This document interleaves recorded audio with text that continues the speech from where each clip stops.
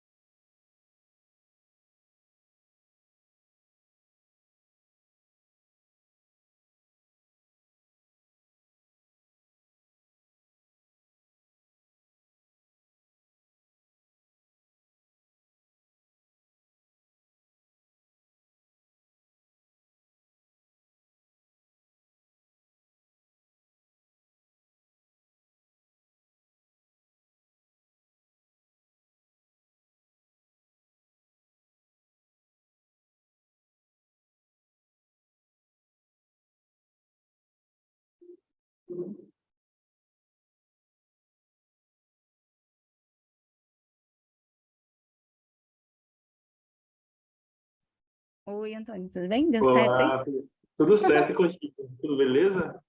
Tudo bem também. Você viu o meu passo a passo aí para você conseguir entrar? Mandei mensagem agora há pouco. Ah, podemos só. Não, mas era só para você entrar aqui. Se você se deu, tá certo. Porque eu fiquei preocupada que você falou que. Ah, tô esperando o host. Eu falei, não, não tem host. Calma, ele tem que conseguir abrir. Aí eu vim Isso aqui, é um liguei, pouco. aí vi, aí depois. Pois é, que estava aparecendo para mim que, tipo assim, mas isso só foi a hora da entrada mesmo. Liberou direitinho, o horário certinho. Mas eu entrei ali e só deu problema na minha senha, mas eu resolvi rapidamente. Muito Ah, tranquilo. então beleza. Eu vou sair Tá me, aqui, ou- então, tá para me ouvindo ver as direitinho? outras sessões, tá bom? Tá Para bom. mim tá com delay, mas é que eu tô na fé e a internet aqui tá muito ruim. Não É, sei se aqui a também. Jéssica. Acho que Ah, é aqui então tá. também. Hum? Mas dá para ver e ouvir, só tá com um delay, Ah, tá bom? perfeito. Tranquilo. Obrigado, Deixa eu ir lá viu? que eu vou ver as outras sessões, tem uma presencial aqui agora. Beijo, boa Beleza, sessão vai para lá. você. Tchau, tchau. Muito obrigado, Raíssa. Obrigada, tchau.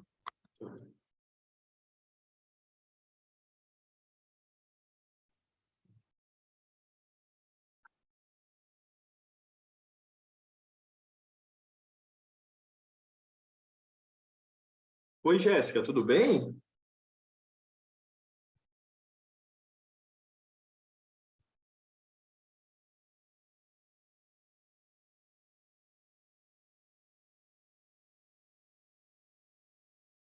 Boa tarde. Espero que você esteja bem.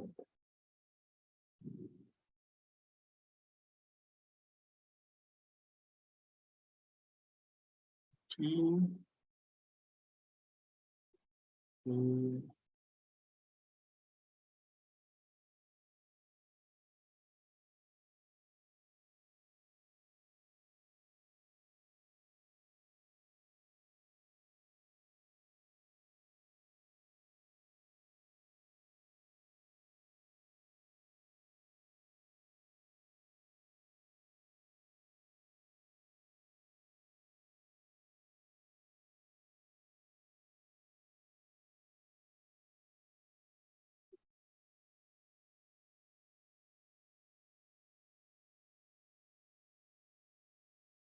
Oi, Eduardo, tudo bem?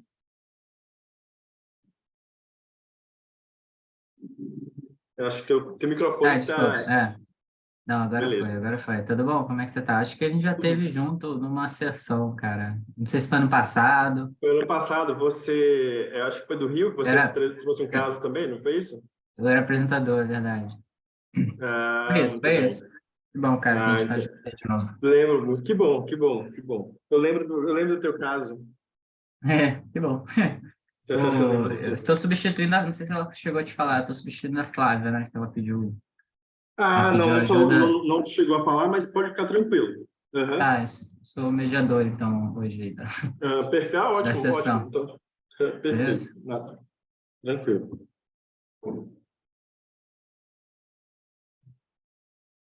Uma hora, mas quando eu conseguir ler os casos e fiz os meus apontamentos também, espero poder contribuir aí Ah, perfeito. Você na prefere como, discussão. Eduardo? Você, naquele mesmo molde do ano passado, vídeo, discussão, e no final a gente abre os 22 minutos. Como você acha melhor?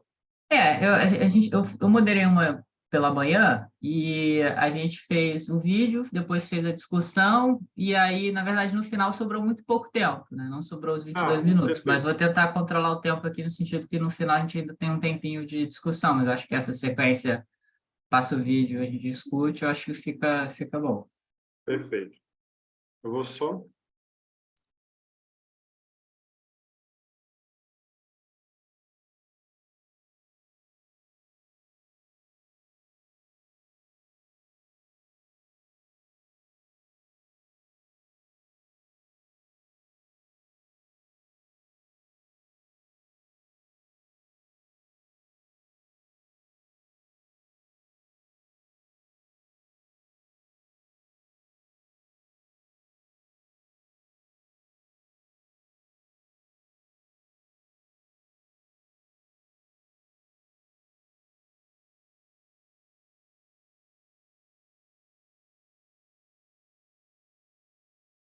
Voltei aqui. Aí tá sobrando pouco tempo, né?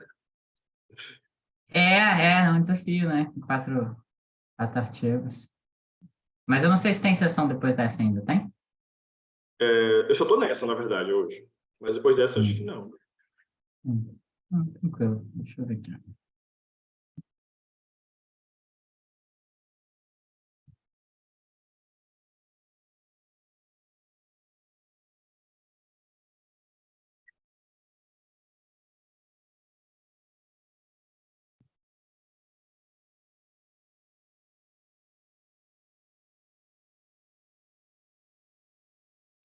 Certinho.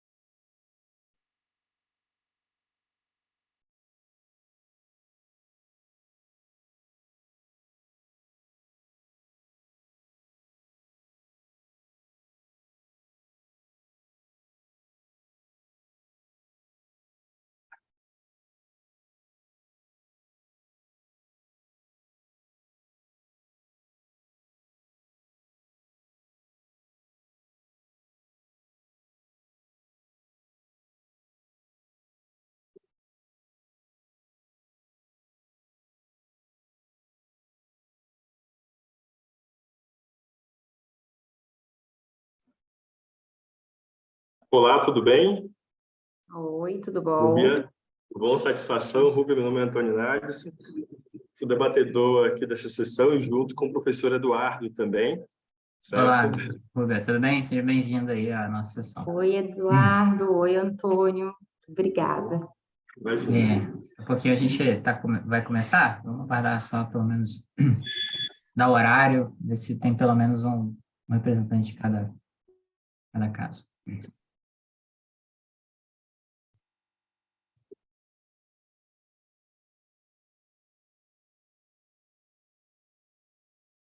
Ô, Antônio, como é que você quer fazer? Eu já estou com os vídeos abertos aqui. Você quer que eu compartilhe daqui? O que fica mais fácil para você? Porque, não, você que manda, também já estou aqui. Se você achar melhor você compartilhar aí, fique bem à É, vontade. pode ser, já estou Ah, aqui, perfeito. tá Então fique bom? bem à vontade, viu, Eduardo? Tranquilo. Aqui também já está ok, porque se der alguma situação, já tem aqui já. É bom que talvez você esteja com a internet melhor, né? Porque eu estou aqui na universidade, e aí, Ih! Internet de universidade é complicado. pois é, Sempre que eu tô lá no copiar, já tenho um problema, incrível. eu imagino. Aqui, tipo, eu dou sorte, às vezes, de hoje mesmo estava com estabilidade tranquila e eu estava com medo, mas até então tá tudo beleza. Beleza. Mandou embora. A questão do link de avaliação, a gente está colocando no final? Sim, também, né? Sim, vou colocar aqui no final, mas acho que posso aqui colocar já aqui, porque daí...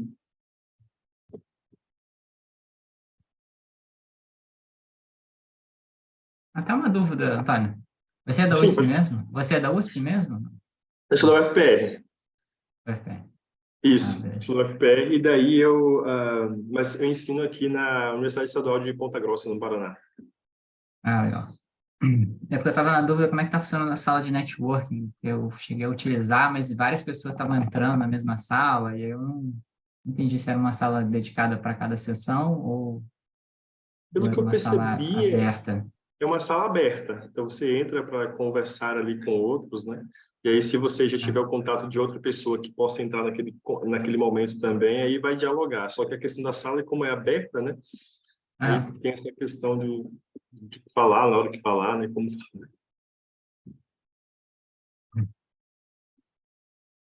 Ano passado eu não entrei, não, na sala de network.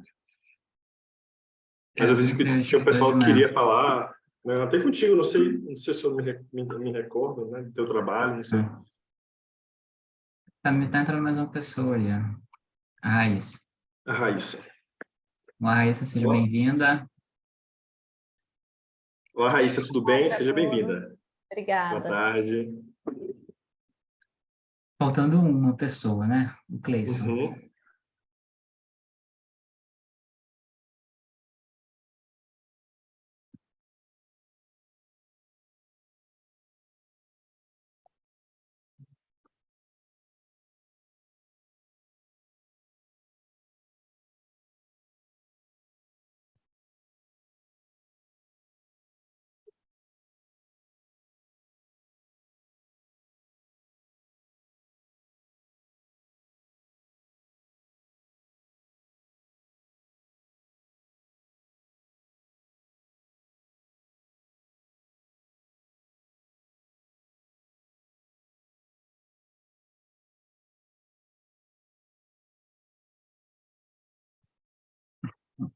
Bom, vamos dar mais um minutinho aí, senão a gente Uhum. vai começando, porque o tempo é apertado aqui com 4 casos numa sessão de 1h30. Eu acho que para a gente ser justo, pessoal, de repente, se todos concordarem, a gente pode seguir a ordem das apresentações, a gente pode seguir a ordem de chegada na sessão. O que vocês acham? Aí eu tenho aqui no meu controle a Jéssica, que foi a primeira a chegar, depois com o caso da Casa Amar, depois a Rúbia, com o caso Quem Opera a Máquina, e depois a Raíssa com o caso do local, tá? E aí fica pendente ainda o autor, né, o Cleison, o maior São João do mundo, e aí se ele chegar, ele apresenta ao final. Bom, vamos dar a sequência então, como é que vai funcionar? Eu vou passar o vídeo, tá, que vocês fizeram, e aí após o vídeo a gente abre para discussão, tá? Vou deixar quem quiser comentar aí o caso, tá? Um espaço, e aí ao final, antes da gente passar para o próximo, eu deixo aqui as minhas considerações. Eu também eu fiz essas considerações por escrito, tá? Então, ao final da sessão, eu compartilho com vocês as minhas anotações, para vocês levarem consigo, tá? Vou estar controlando o tempo aqui, espero que dê tempo de todos apresentarem. Esse é o nosso objetivo. Vou compartilhar aqui, então.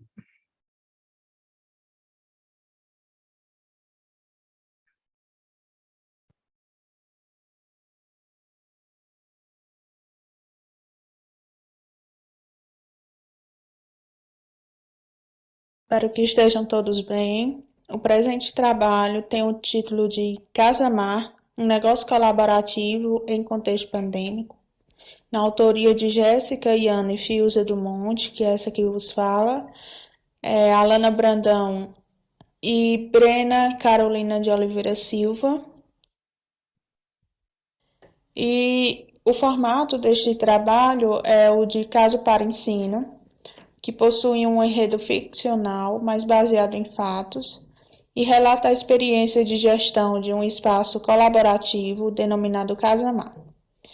Fica na região do Cariri, no sul do Ceará, e é um empreendimento que propõe trabalhar com a economia criativa através da venda de produtos e da comercialização de alguns serviços. E ao longo do caso é narrada a visita de um casal ao espaço e a interação do casal com o gestor. E também é feito o processo de identificação dos serviços atribuídos no local. Por exemplo, funcionam oficinas, funcionam clubes de leitura, e além do bar e café. E discute-se aqui também como ocorre a comunicação externa e entre o idealizador do projeto e os empreendedores que o viabilizam, e entre outros tópicos, né? Como objetivo de ensino, este caso propõe investigar a análise da gestão de uma loja colaborativa que explora a economia criativa. Além de entender o processo de criação e gestão, a narrativa apresenta a realidade de um empreendimento que abriu em um momento atípico da pandemia do Covid-19, além do que é uma região turismo religioso e bem tradicional. Não é de costume ter nenhum espaço como esse.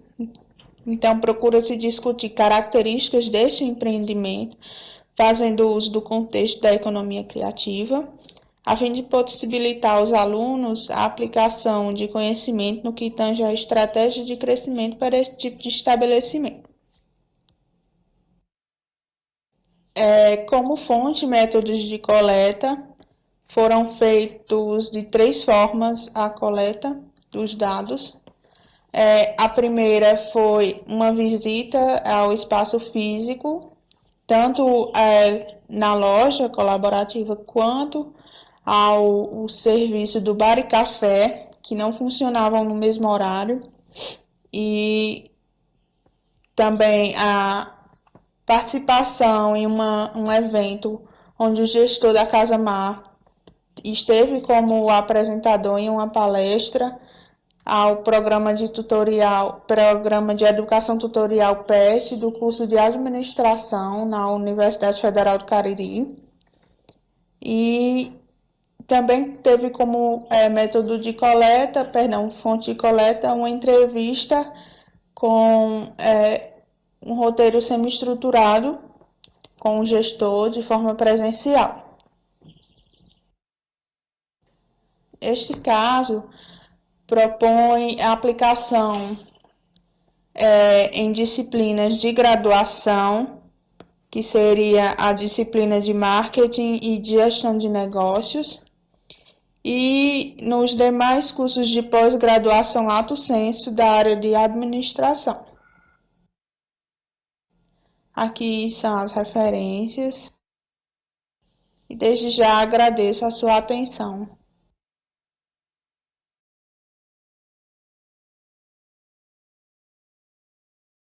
Bom, beleza. Vamos abrir aí para comentários, tá? Eu comento por último. Ô, Jéssica, se você puder, antes da gente iniciar essa rodada de comentários, só situar para a gente o perfil dos autores do caso, eu acho que isso ajuda bastante a gente, até mesmo para a gente moderar aqui o tom dos nossos comentários. Você pode dizer para a gente? Sim, me escuta bem, Eduardo? Estou escutando, está um pouco abafado, mas estou escutando. Desculpa, eu não sei o que está provocando esse abafo. Não, mas tá audível. Fica tranquila, vai lá. Pronto.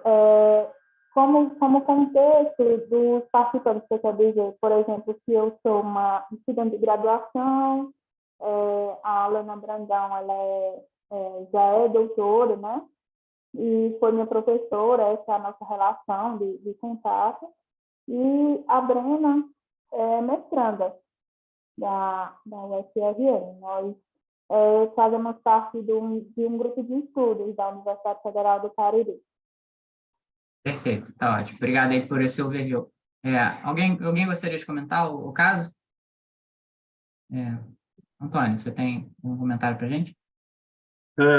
Boa tarde a todos, né, que estão aqui. Desde já gostaria de parabenizar aí a Bruna, né, e os demais componentes também, pela execução do caso. Eu achei particularmente o caso bem interessante e instigante, né? E como você falou, você está na graduação, então você desenvolveu um caso, eu acho que isso é bem legal. Está nesse processo de aprendizagem, né? Isso que eu acho muito legal. Então, assim, eu creio que a unidade de análise de vocês, eu gostei bastante, né? Principalmente porque eu acho interessante quando você traz esses negócios que são inovadores, colaborativos, o estudante também fica instigado, né, para desenvolver resolver essas questões. Então, isso que eu acho bem legal, né? Sempre quando eu leio um caso, eu estou desenvolvendo algum caso, eu penso nisto, né? Será que vai instigar os meus alunos, né? Vai fazer com que eles pensem para além? Eu acho que teu caso é bem interessante justamente por conta disso. Outro ponto que eu achei interessante é quando você traz o turismo religioso, né, para o caso, porque é bem pouco tratado nesses casos que a gente acaba abordando. Então, eu achei bem interessante também. E aí eu gostaria que você falasse, né, se você tiver condição, né, como surgiu a ideia de desenvolver este caso especificamente, né, o que é que te instigou, o que te motivou para este caso? Bem, essa loja, a Casa Mar, ela foi a primeira, aqui como loja colaborativa, espaço colaborativo da região do Cariri. Então, nós, como estudantes de graduação da Universidade Federal do Cariri, que estamos tentando sempre ali estar em contato com a nossa economia, com a economia local, a nossa cultura, foi assim, um banquete para a gente, dos alunos, né? Então, uma coisa nova que está ali, instigando a economia local, que está trazendo um pouco da nossa região, como uma loja para os visitantes estarem ali tendo acesso à nossa raiz, né? E que nem sempre está ali ligado ao turismo religioso da região, porque explorar artesanato, tem muito artesanato aqui na região, e acaba se abraçando tudo isso, sabe? É muita satisfação ter um projeto desse aqui. E depois da Casemar, houver a abertura de outros espaços. Então, é como se instigasse, sabe? E aí foi o que deu a provocação, deu essa, a influência de estudar e deu essa curiosidade mesmo de perceber esses locais. Muito bom. Mais alguma coisa, Antônio? Não? Alguém gostaria de fazer um comentário? Senão eu vou abrir aqui meus comentários. Bom, Jéssica, primeiramente, parabéns aí. Alguém falou alguma coisa, Raíssa? Eu ia parabenizar eu acho legal, não sei se é um movimento, eu tenho percebido participando de outros congressos também, que os alunos de graduação têm se envolvido mais no desenvolvimento de casos. Eu acho que isso é um movimento legal, não sei se foi só eu que percebi, mas parabéns aí pela construção do caso, muito legal. Não, verdade, eu ia comentar justamente isso, Raíssa. Eu, aqui na FRJ, eu coordeno um grupo de estudos que é dedicado justamente à produção de casos de ensino, né? E eles são também alunos de graduação. Inclusive, 2 deles apresentaram o SEMIAD aqui esse ano, tiveram seus trabalhos aprovados. E eu acho que, né, Jéssica, não é tão comum esse tipo de trabalho ser feito por alunos de graduação, então parabéns aí. Esse caso, especificamente, ele não me é estranho, tá? Quando eu peguei ele para ler, eu falei, eu já conheço esse caso de algum lugar. Não sei se vocês já tiveram em algum outro congresso, no Enampad, talvez, não sei. Mas eu achei que eu já tinha lido esse caso em algum momento. Bom, o Antônio ele deixou ali alguns comentários sobre o caso em si. Eu vou tentar me dedicar um pouco mais às notas de ensino para a gente questão de otimização de tempo. Mas eu achei um caso super bacana, super interessante, tá bem redigido.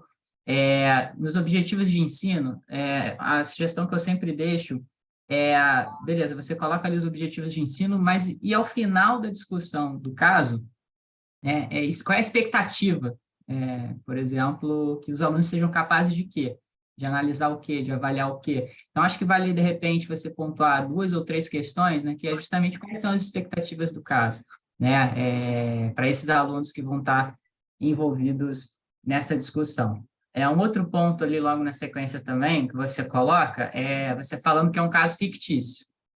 Assim, na verdade, não é um caso fictício, né? É um caso real com elementos ficcionais, né? Então, tem uma diferença importante nessa questão. Eu acho que é um ponto que vale a pena ser revisado. Você coloca também a questão do público-alvo e as disciplinas sugeridas como coisas separadas, né? Mas eu vejo, na verdade, é a mesma coisa, né? Você fala o público-alvo, você fala o perfil, né? A graduação, a pós-graduação, para quais disciplinas e para discutir quais conceitos. Eu acho que essas 3 questões, né? Nível, disciplinas e conceitos, né? São parte integrante do que eu entendo como ser o público-alvo do caso. Isso não precisa ficar separado em mais de um tópico na minha análise, tá? O plano de aula também, vocês colocam ele lá no final. Eu acho que isso seria interessante, antecipar ele, né? Trazer esse plano de aula para frente da parte da análise, né? Você bota a análise na frente do plano de aula, não é uma estrutura muito comum, né?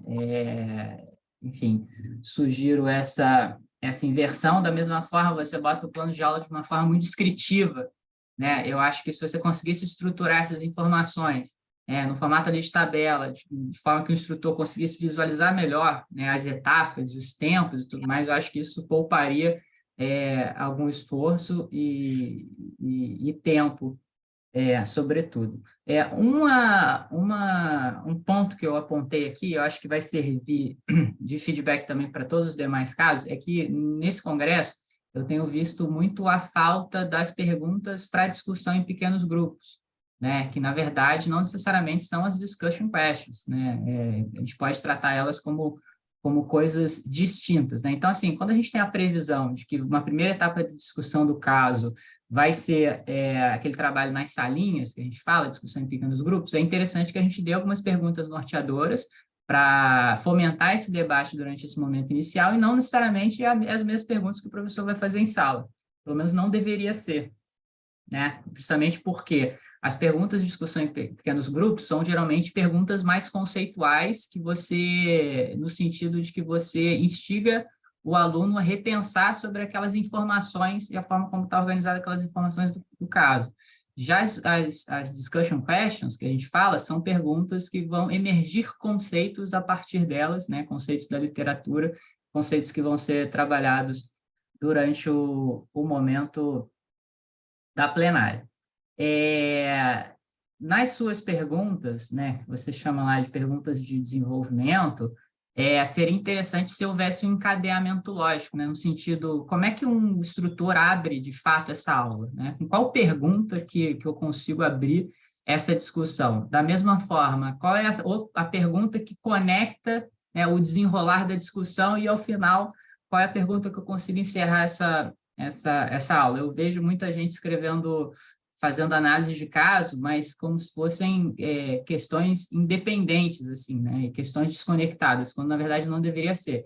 Deveria ser uma recriação, digamos assim, do que seria a dinâmica de uma aula, né? E esse sequencial eu acho muito positivo e acabou sendo um comentário quase que comum que eu deixei para todos, tá? Um ponto aí é você avaliar. Você coloca também os anexos no final das notas de ensino. Então, assim, se esse artigo fosse publicado hoje, os alunos não teriam acesso, né? Porque eles só têm acesso à primeira parte do caso, né? Então tem que subir esses anexos para dar essa identidade visual. Eu acho que é muito positiva lá para depois do final do caso.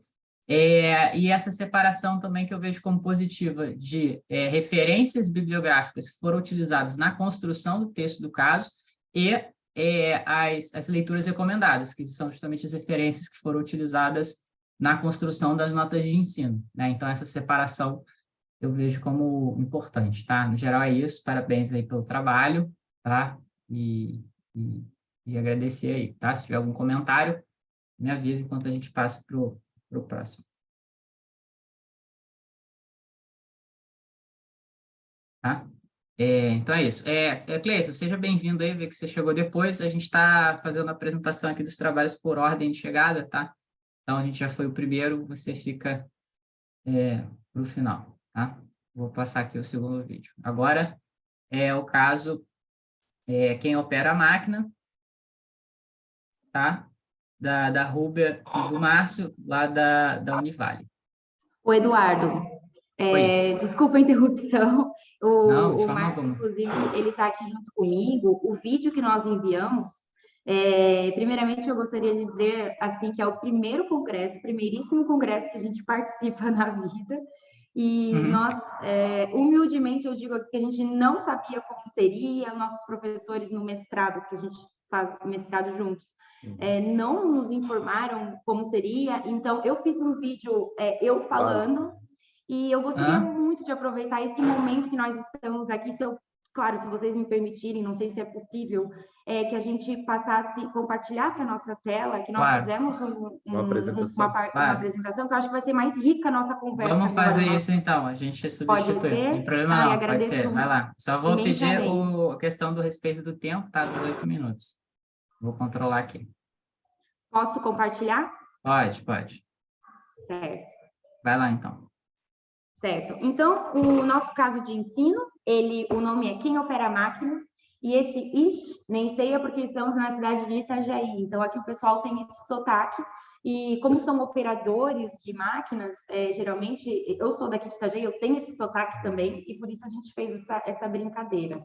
Não, só ia complementar que o pessoal é conhecido aqui na região como peixeiro, né? Então, eu sou peixeira tem também. Muitos pescadores, então eles têm esse sotaque mais puxado aí. Então nem sei. Certo.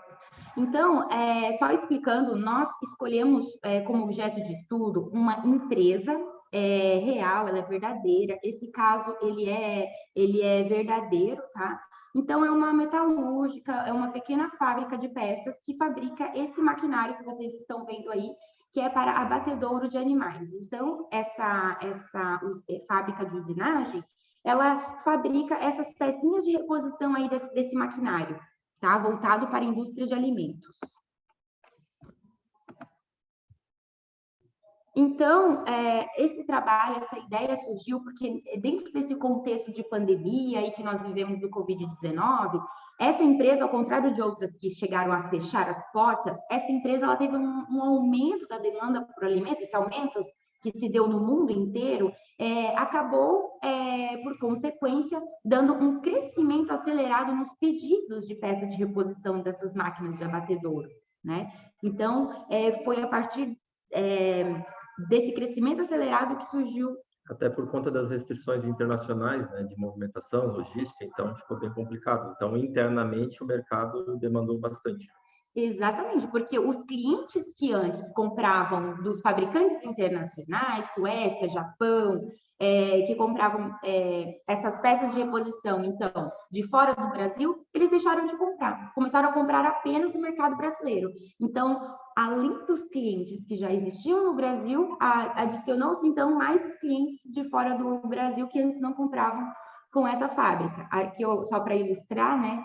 Antes da pandemia, então, essa pequena fábrica tinha um faturamento de 400 mil por mês e pulou para um faturamento de 1,4 milhões no mês. Então, foi a partir daí que se deu esse aumento inesperado e descontrolado de pedidos, e com isso a fábrica ela acabou tendo que contratar mais pessoas e comprar mais máquinas, e tudo isso de uma forma assim, sem planejamento e descontroladamente.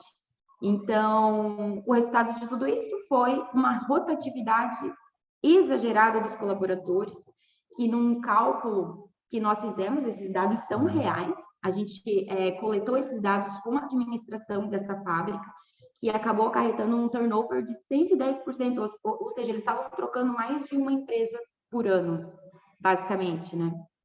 E Não, é isso aí. E tem a questão ali do... Poxa, agora me E fugiu o que eu ia devido ao alto perguntar. índice, então, de rotatividade, muitos problemas começaram a acontecer financeiros, os gastos que você tem de contratação, de demissão, de gastos de tempo, de você treinar novas pessoas, de treinamento. Então, essa coisa da pandemia, esse crescimento e essa tentativa de suprir essa nova demanda acabou ocasionando essa bagunça, digamos assim, dentro da É empresa. o descompasso, né? O que eu ia trazer, na verdade, é que a gente inicia o texto, né, com uma fala entre os gestores da empresa, justamente apontando as dificuldades, porque tem treinamentos constantes, a pessoa é treinada, depois ela acaba saindo, e cada gestor apontava com a sua visão onde estava o problema, mas não era claro exatamente aonde, né? Então, eles, numa reunião entre todos, estavam tentando definir o que poderia ser feito, né? E aí, com isso, a gente avança aqui também sobre alguns dados que foram trazidos, tanto de salários, né, da empresa em si, quanto os salários médios da região aqui de Santa Catarina. Então, todas as funções, o salário que a empresa tem e também o salário médio aí do estado. Tá? Só uma observação, nós colocamos esses dados para que o aluno, quando ele faça essa análise do porquê que isso está acontecendo, a primeira coisa que se imagina é o salário é mais baixo do que o salário oferecido no mercado. E aqui, rapidamente, a gente consegue perceber que essa fábrica, ela acaba sempre pagando um pouco mais acima do que a média salarial. Tá? Então, foi com esse intuito que a gente fez questão de coletar esses dados dessa forma. É que não fica uma análise simples, né? Ou seja, é uma coisa mais profunda, não é simplesmente uma questão salarial, por exemplo. E aí a gente segue, então, que a gente levanta no texto, né, as três questões aí, né? Então, para o aluno poder analisar as razões da elevada rotatividade na empresa, e aí a gente fez um breve resumo sobre algumas possibilidades, né? Então, falta de clareza das funções, sobrecarga no trabalho, os conflitos, né, das funções, dos papéis. E aí tem diversas outras coisas que poderiam estar acontecendo, né? Como rotina monótona, o ambiente negativo, a liderança ruim, né? Então, será que seriam os gestores que estariam falhando com o pessoal por conta, de repente, de ausência de feedback ou a falta de um plano de carreira? A própria descrição da vaga, será que o cara veio para uma vaga e, de repente, é realmente aquilo que ele estava entendendo como uma vaga ideal para ele, né? E aí, na sequência, também trazemos sobre quais as ações que poderiam ser feitas para mitigar ou sanar essa alta rotatividade. Então, aí seria falado sobre aperfeiçoar o processo seletivo, valorizar os funcionários através de até mesmo remuneração, capacitá-los, apoiá-los, rever jornadas. Tudo isso vai refletir numa melhor qualidade de vida para eles, né? E outra coisa que também pode ser um impacto seria essa cultura de um feedback. Então, como é que você trabalha com cada um dos seus colaboradores, até para todo mundo estar alinhado, em sintonia, porque senão isso não vai para frente, né? Enquanto uma pessoa puxa para um lado ou o outro puxa para o outro, isso pode ter um impacto direto aí nessa decisão da pessoa sair da vaga. E por último, a gente trouxe também a questão de que se o RH ele está focado no operacional, né?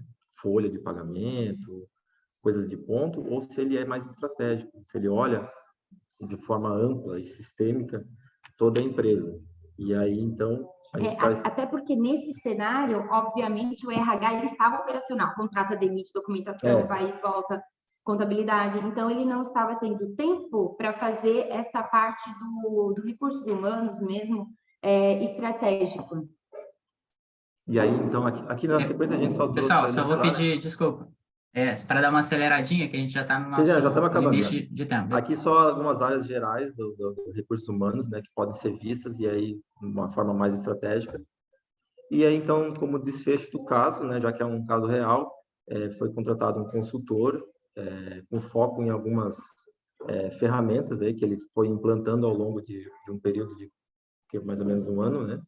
Então, ele implementou Just in Time, 5S, PDCA, BPM, entre outras ferramentas para tentar resolver essas questões. E, por último... E daí, então, apenas finalizando, o que a gente quer é que o aluno procure entender as motivações, e soluções que poderia resolver isso, mas que no caso real, que não vai aparecer ali, mas que esse consultor ele consiga identificar, fazer melhorias nos processos, na produção enxuta, né, implementou metodologia Lean, e para tentar realmente acabar com esses problemas, né? Então, é isso, falando bem rapidamente. Tá ótimo. Muito obrigada Beleza, pela oportunidade. Obrigado a vocês aí pela apresentação. Vamos abrir aqui os comentários. Quem gostaria de pedir para vocês pararem de compartilhar a tela? Quem gostaria aí, pessoal, de comentar o trabalho? Eu tenho os comentários também aqui, não sei se os demais também têm comentários a fazer. Rúbia, tudo bem? O Márcio, parabéns, né, pela apresentação do trabalho, né, pelo caso, que não seja o primeiro SEMEAD de vocês, que sejam bem-vindos ao SEMEAD, que vocês possam ter essa possibilidade de apresentar mais trabalhos e mais casos nos próximos. Imprevistos acontecem, é super normal, tá certo? Eu gostei bastante dessa questão do trabalho de vocês. Eu sou da área contábil, né, e da área gerencial, principalmente. Eu acho uma coisa bem interessante quando vocês trazem casos da área industrial. Eu acho bem legal, porque é desafiador para o nosso aluno, né, justamente porque é mais complexo, né? Eu tenho todo o processo produtivo. Então, isso que eu achei bem interessante do trabalho de vocês, porque o aluno também pode enxergar todo o processo produtivo, e aí eu vou analisar dentro de um contexto industrial também. Então, achei bem instigante o caso de vocês, eu gostei também. Uma sugestão que eu daria para vocês é justamente lá nas notas de ensino, é uma tabela de planejamento, né? Como o Eduardo falou, né, anteriormente. Então, eu senti falta também justamente desses pontos, de vocês trazerem para o professor, né? Então, qual o planejamento, né? O aluno teria que fazer alguma atividade prévia, ou se não, uma leitura prévia, né? Quais leituras seriam essa? Em qual momento, em qual tempo? Justamente para eu, enquanto professor, né? Quando eu quiser trabalhar com o caso de vocês, eu ter esse delineamento, né? Esse tempo, o que é que eu vou fazer, como me planejar, porque a depender, claro, né? Da estrutura da aula, né? Às vezes eu tenho 2 aulas, 4 aulas por semana, aí eu vou dividir. Então, essa estrutura também seria interessante que vocês trouxessem para o caso, né? Lá nas notas de ensino também. E aí, outra questão que eu acho que vocês trazem, né, vocês são felizes, é aquelas tabelas, né, aquelas tabelas fazendo comparações e etc. Eu gosto porque o aluno vai observar direitinho o desempenho corporativo. E aí, quando eu trabalho com desempenho corporativo, que vocês podem trabalhar, vocês podem até falar que esse caso poderia trabalhar em controladoria também. Porque controladoria, né, eu trabalho com desempenho corporativo. E se vocês talvez inserissem também a disciplina de controladoria, de contabilidade gerencial, vocês abririam mais as possibilidades de uma publicação definitiva. Então, essas são as minhas colocações. Eu sei que por conta do tempo, depois eu posso mandar para vocês também as minhas contribuições, mas eu acho que vocês podem trabalhar com controladoria, contabilidade gerencial, que a gente trabalha justamente essa questão de pessoas e desempenho e comportamento também, o quanto isso afeta um desempenho corporativo. E aí vocês trazem algumas tabelas ali que pode levar ao encontro desse desempenho corporativo, e aí aí vocês abrem o leque maior para o trabalho de vocês. Mas parabéns pelo caso, eu acho que a ideia é essa, né? Lapidar, para que ele seja publicável e, claro, né, que a gente trabalhe em sala de aula, né? Isso que é o bacana. Bom, Antônio, obrigado aí pelos comentários. Bom, pessoal, parabéns pelo caso. Gostei bastante. Acho que qualquer coisa que vem da Univale, caso de ensino, a gente já espera muita coisa, né? Então, acho que não esperaria nada diferente. Sobre a questão da apresentação, até mesmo dar um feedback para vocês, em 2018 eu estava na posição exatamente igual que vocês estão passando hoje, né? Eu estava lá em Curitiba apresentando meu primeiro caso de ensino num congresso, no caso foi o Elampad. E daquela experiência eu recebi um feedback que eu nunca mais esqueci, que é justamente qual é o foco, né? Qual deveria ser o foco, por exemplo, de uma apresentação de caso de ensino em congresso? Vocês, na apresentação de vocês, vocês dão foco, de fato, para o contextual do caso, né? Para a narrativa do caso, vocês contam muito bem a história do caso. Quando, na verdade, o foco da apresentação no Congresso deveria vir justamente para a apresentação das notas de ensino, né? Então, eu sempre falo de uma equação 80-20, né? 80% do tempo da apresentação no Congresso deveria se debruçar justamente na apresentação das estruturas das notas de ensino e passar muito rapidamente ali 20% do tempo para a apresentação do contexto em que se dá o caso justamente, né? Então, esse é um ponto aí de reflexão que eu deixo para vocês. Eu fiz também aqui alguns comentários por escrito, né? Alguns vão em linha aí o que o Antônio trouxe, depois no final vou disponibilizar. Aquele parágrafo inicial que vocês trazem do caso de vocês, eu achei talvez desnecessário, tá?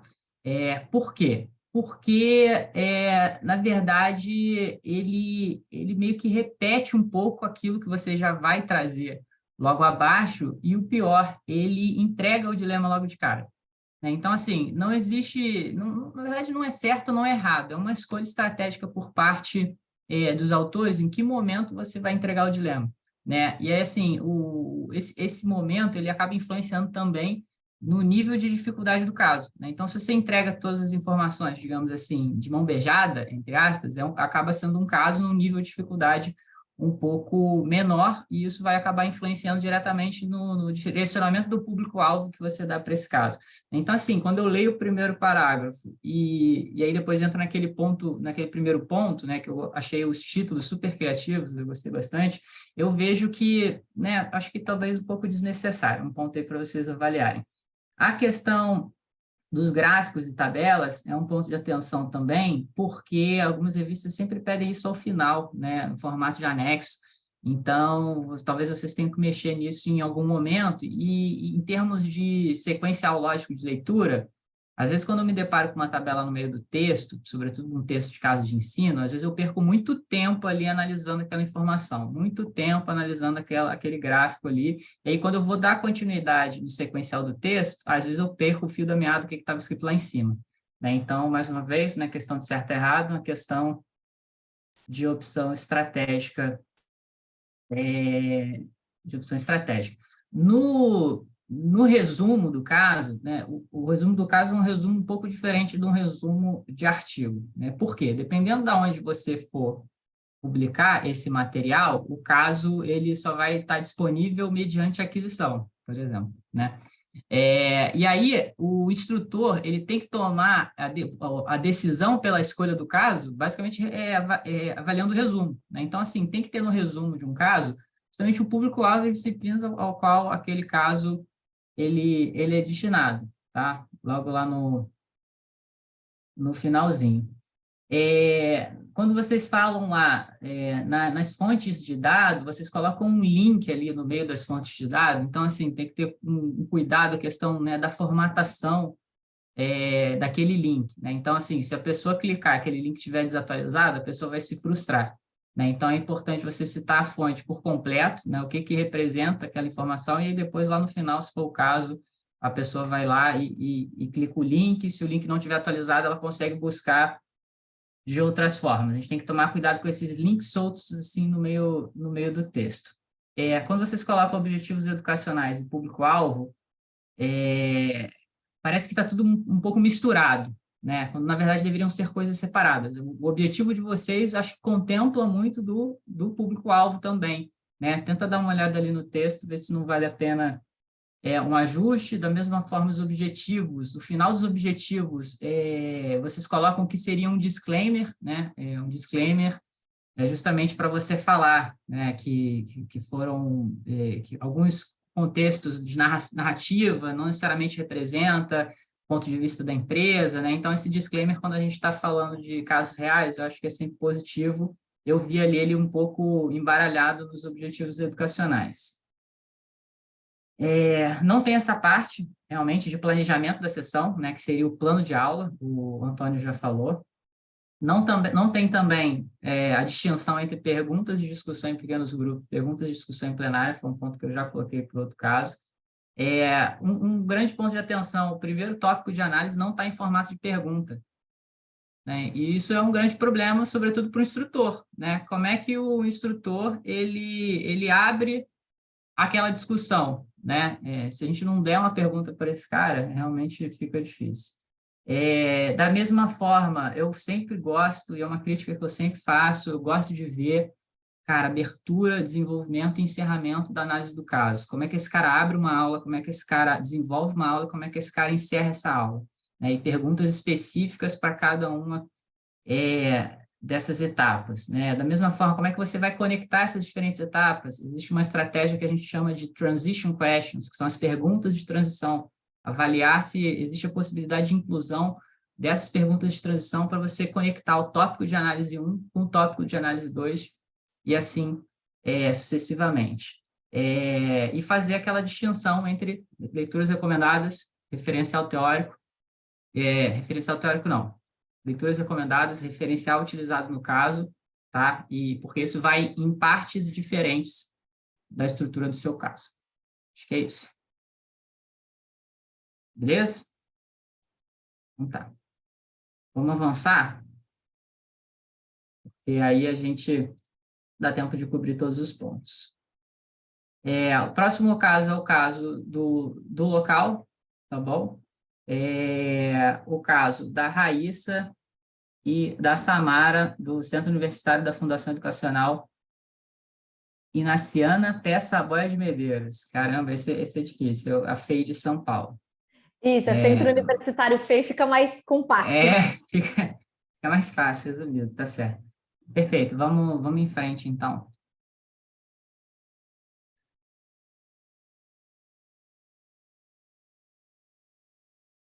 Todos, tudo bem? Meu nome é Raíssa Polinário e eu vou estar apresentando o trabalho do local do nascimento ao crescimento de desafios de uma startup de impacto social positivo. É um caso de ensino desenvolvido por mim, pelo Ed e pela Samara.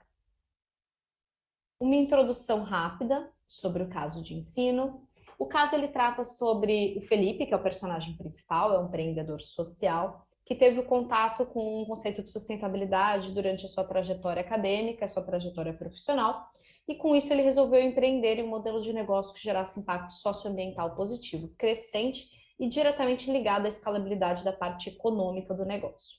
Quando ele estava conseguindo criar essa escalabilidade da startup, já tinha feito o seu a sua arrecadação de investimentos na primeira rodada, estava indo para a segunda, ele estava deslanchando, né, o seu modelo de negócio, veio uma crise e impactou o negócio, e ele precisou repensar alguns pontos, né? Nesse caso, era uma crise advinda da Covid-19. Então, a partir daí surgiram alguns desafios, mas um principal que era como salvar sua empresa sem perder os princípios que motivaram a estruturação do seu modelo de negócio, ou seja, esse impacto positivo socioambiental que ele tinha planejado no modelo de negócio. Para não me alongar muito na apresentação, para descrever o caso de ensino em si, eu coloquei quais foram as sessões que a gente separou o texto do caso, né, e o dilema principal como um fechamento, tá? A primeira sessão do caso de ensino é a trajetória profissional do Felipe até a definição da ideia de negócio. Com isso, exemplificar, explicar um pouquinho mais sobre esse personagem principal para que o aluno ele consiga criar essa conexão ao ler o caso, ao discutir o caso em sala de aula, e para também poder entender como foi surgindo isso, né? Que ele não é um herói, do nada surge, não. Ele é uma pessoa, teve uma trajetória acadêmica, uma trajetória profissional, e que deu um estalo e ele pensou nesse modelo de negócio de impacto social. Do MVP ao Crescimento Inimaginável, a segunda sessão, aqui a gente explica um pouco mais sobre o modelo de negócio, certo? Da do local. Então, como a do local, como uma startup de alimentos, plant-based, utiliza produtores de alimentos orgânicos locais de São Paulo, como trabalha com as cozinheiras empreendedoras da periferia de São Paulo, gerando valor para elas, né? Gerando uma capacitação. Então a do local ela entra com material, ela entra com capacitação com essas mulheres, né? E também com a remuneração justa dos entregadores, porque eles só trabalhavam por delivery, certo? E o revés da crise global nas operações da do local. Então todo o impacto de quando surgiu a notícia da Covid-19 e como essa crise foi impactando o seu negócio, então tanto na motivação dos funcionários, no número de funcionários, nas mudanças, demissões, entre outros pontos que o Felipe precisou tomar até vir o dilema atual, que é conciliar o equilíbrio financeiro do negócio com a orientação social de impacto positivo, que foi o impulsionador desse negócio, que estava lá desde o início. Precisa mesmo? Tem como conciliar? Como fazer isso, né? Com isso, temos a nota de ensino. Aqui eu trago alguns pontos, acho que principais para explicar, para exemplificar. A recomendação de aplicação é para graduação e especialização em administração de empresas e negócios, principalmente lato sensu, certo? Em disciplinas de estratégia empresarial, empreendedorismo, modelo de negócios híbridos, negócio social e inclusivo, pela parte, né, do modelo de negócio, trabalhar com mulheres e pequenos produtores de orgânico, gestão de crise e startups, certo? As fontes e métodos de coleta de dados, utilizamos entrevistas semi-estruturadas por meio das plataformas digitais com o empreendedor, o Felipe. Teve observação direta, né, antes de vir a crise, em eventos que a própria empresa ofertou nos escritórios lá do bairro onde eles atuavam, que era uma forma de divulgação, de estar coletando seus principais clientes, né? E documentos da empresa, concedidos também pelo Felipe. Os objetivos do caso, vocês vão ver que está muito ligado, tá? Com os níveis de análise que a gente quer trabalhar, que o professor trabalhe, né, em sala de aula, que é o nível individual e o nível organizacional, principalmente startup e também com a parte de negócios híbridos e inclusivos. Então, o individual seria o perfil do empreendedor e tudo mais, e o organizacional seria startup, negócios híbridos. Apresentar e discutir os desafios de uma startup em suas diferentes fases, com ênfase para a fase de crescimento e escalabilidade, discutir erros, acertos e ajustes de rota em modelos de negócio de startup, bem como os princípios que levaram à sua estruturação, discutir aspectos associados aos negócios inclusivos e seus desafios na conciliação de resultados sociais e financeiros, os impactos, os reveses inesperados da crise, né, da pandemia de Covid-19 trouxe aos empreendedores de startup no Brasil, discutir sobre gestão de crises em modelos de negócio sustentável, sobre diferentes impactos e decisões estratégicas e o impacto do perfil do empreendedor social na gestão de seu negócio. Então, tanto das equipes, do investimento, dos investidores e os demais stakeholders que vão estar envolvidos aí com esse modelo de negócio. Propomos 5 perguntas, certo? Principais para poder se discutir em sala de aula.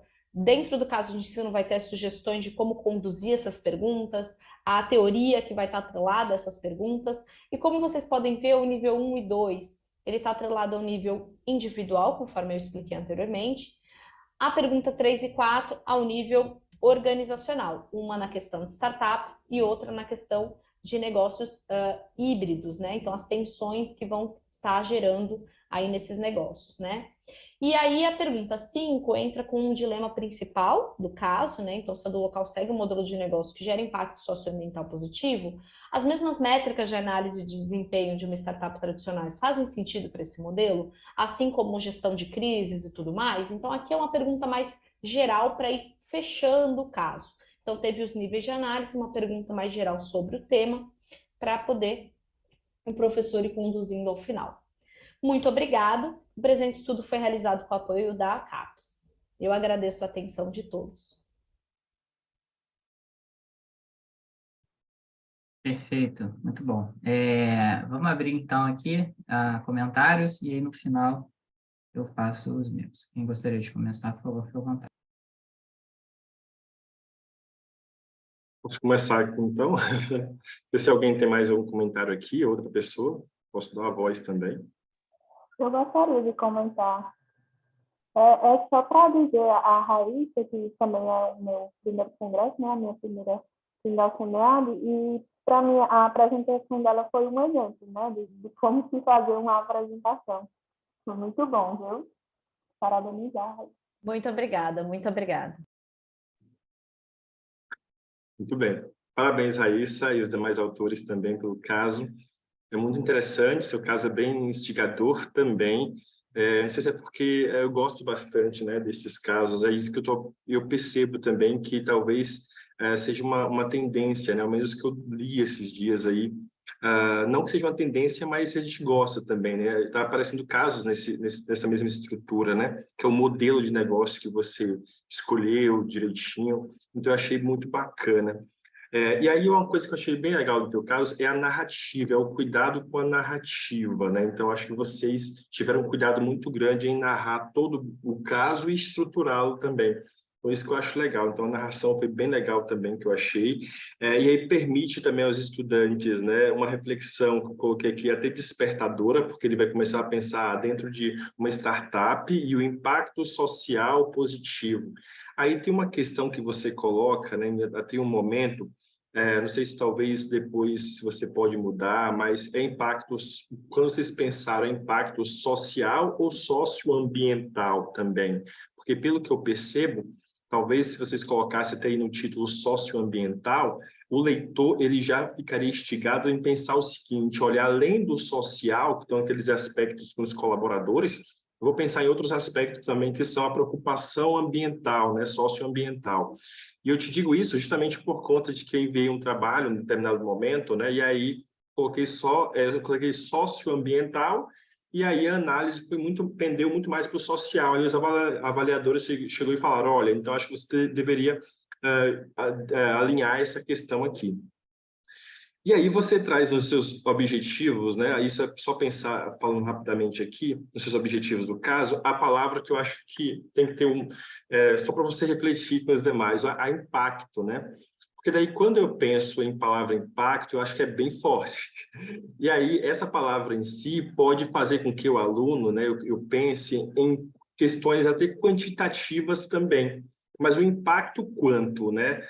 Como? Então, daí, eu acho que você poderia repensar, ou se não, se você quiser manter, né, dentro do teu contexto aí, para você repensar sobre essa questão. Mas é só uma questão mesmo pessoal.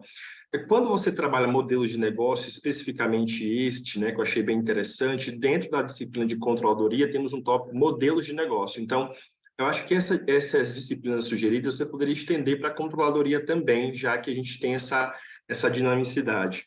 E aí, eu acho que essas são as minhas contribuições, acho que o Eduardo tem outras contribuições também, então acho que, mais parabéns a você e os demais pela maturidade do caso. Muito obrigada. Eu tenho, sempre tenho considerações.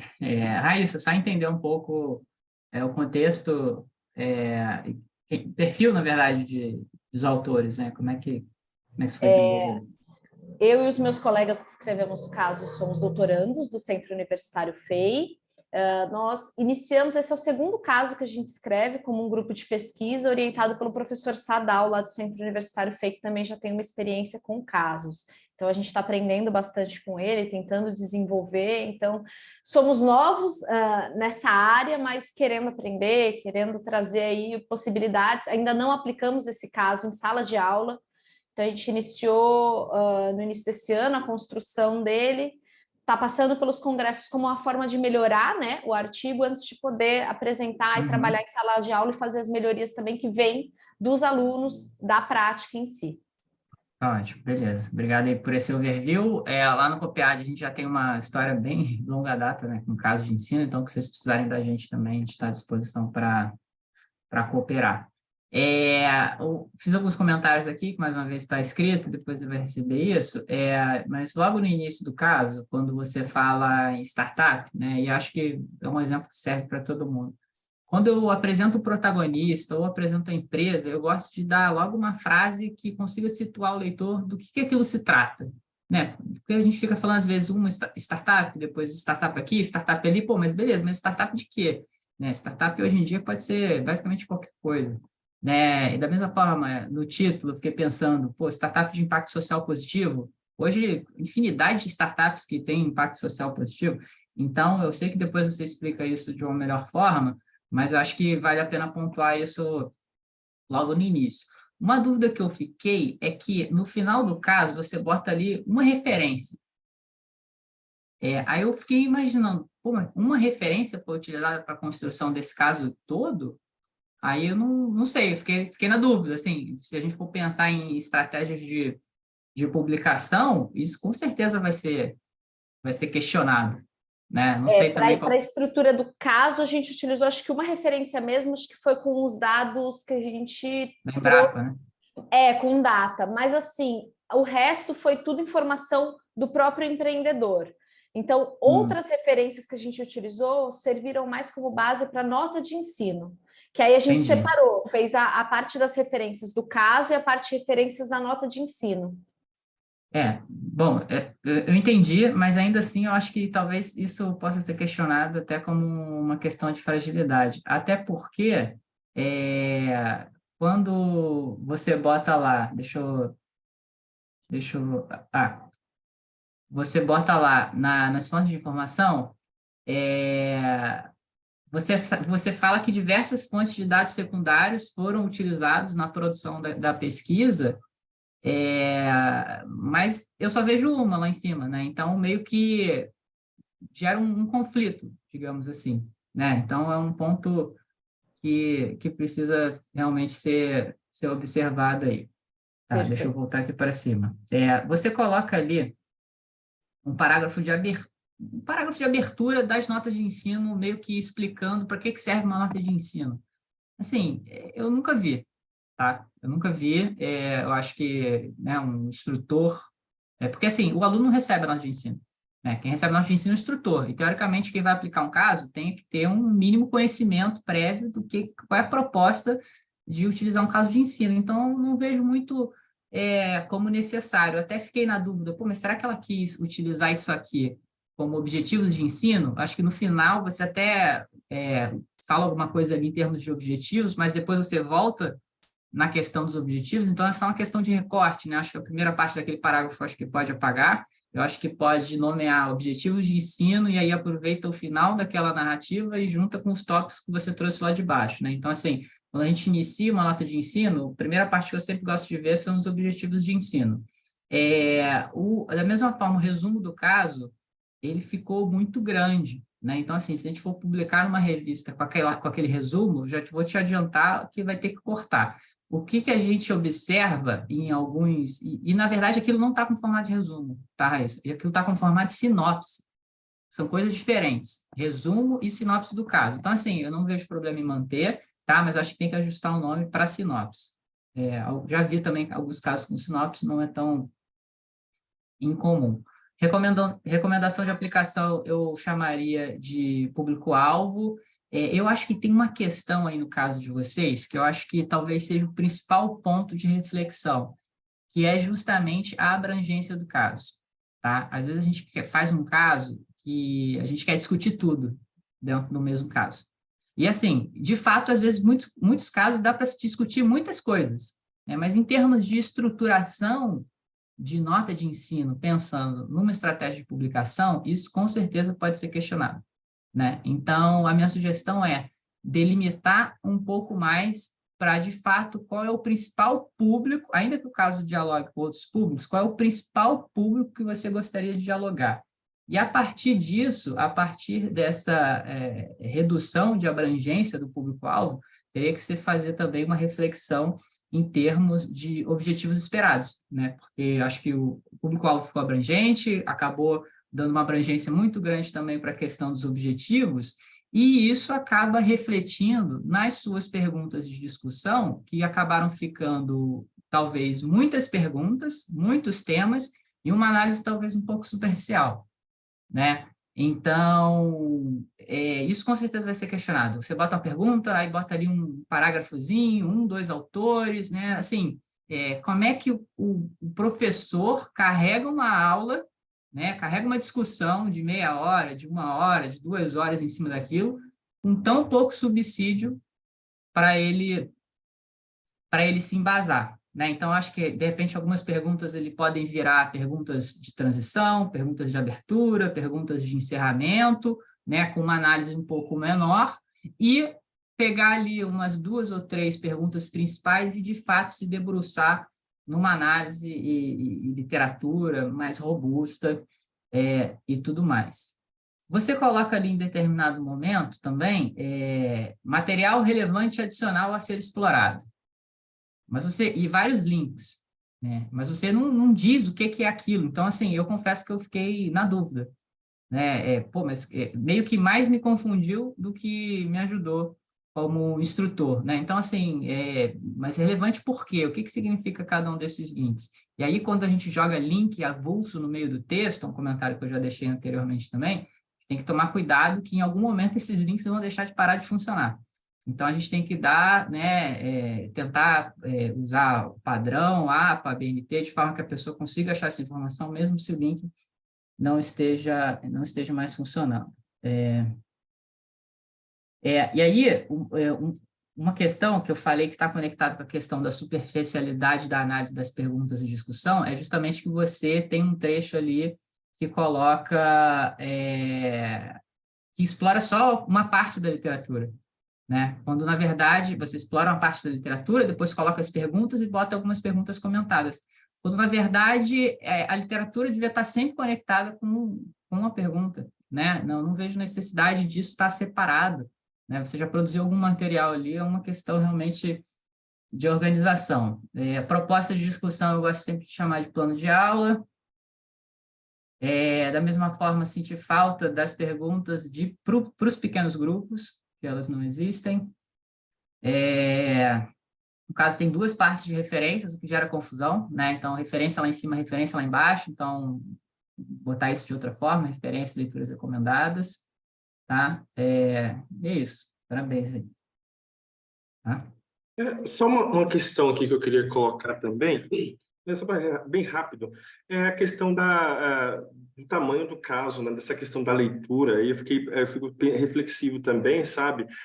Porque nosso aluno hoje, mediante essa modernidade líquida, né, ele quer uma coisa menor. Eu não sei se vocês, Raíssa, depois poderiam refletir sobre isso também. Você pode enxugar um pouco essa primeira parte, justamente para atender esses alunos, né? E hoje eles se dispersam muito rápido, eles podem pensar, não é um caso muito grande, etc. Então, eu acho que vocês poderiam enxugar um pouco mais essa primeira parte, dando aí até mesmo uma vantagem para vocês e para nós, enquanto professores, para trabalhar esse caso de maneira muito rápida, prática, mais Bacana. focado. Então, eu acho isso muito interessante, enxugar um pouco mais, né? Essa primeira parte, né, da história. Eu acho que vocês têm como fazer isso, né? Acho que vai ficar mais bacana ainda, porque foca no aluno, foca no caso e no tempo. Perfeito. Muitíssimo obrigada pelas recomendações. Eu anotei. Fico no aguardo das descrições. Você comentou que acho que fica mais rico, a gente vai anotando na pressa, né? Mas eu agradeço as considerações dos dois. Aí essa questão do tamanho do caso, só complementando o Antônio, na verdade é uma escolha estratégica que tem que estar alinhado com o perfil de público-alvo que você delimitou. Porque a realidade cara, aluno de graduação não lê o caso em casa, né? Então, qual que é a sua premissa de aplicação? Sua premissa de aplicação é a premissa com leitura prévia ou leitura em sala? Se for leitura em sala, realmente, casos curtos, né, fazem muito mais sentido e tem muito mais a contribuir, né? Só que o modelo tradicional de caso de Harvard que a gente está acostumado são aqueles casos longos, né, enormes, tudo mais, 30 páginas, 40 páginas, 20 de anexo, né? Hoje, quando a gente vai publicar numa revista, que não sejam esses repositórios institucionais das universidades, de fato tem uma questão de limitador de espaço, né? Então, tem revistas que trabalham ali com 7.000 palavras, 8.000 palavras, algumas até 10.000 palavras, né? Não mais que isso, mas eu mandei, por exemplo, um caso para o IB Latin America, que vai ocorrer na SPM de São Paulo ano que vem, mas aí voltado para a parte de International Business, que é a minha área. Era 5.000 palavras com nota de ensino, assim, foi uma loucura, né? Pô, entrei em parafuso, né? Então, assim, mas fiz, né? Mas saiu. Então, assim, é um desafio muito grande, realmente. Tá? Muito bom. Muito Vamos lá obrigada. para o último. A gente tem mais meia horinha, acho que a gente está com um tempo bom. Vou compartilhar aqui. Então, o último trabalho é o trabalho no maior São João do mundo, tem lugar para todo mundo, Branding na gestão de eventos, do Cleison, da Universidade Federal da Paraíba, o FPB, assim como o Univale, quando aparece alguma coisa, opa, já fico de olho, o pessoal tem uma tradição muito grande também na escrita do caso, então vamos ver o que o Cleison tem aí para mostrar para a gente. Deixa eu ver.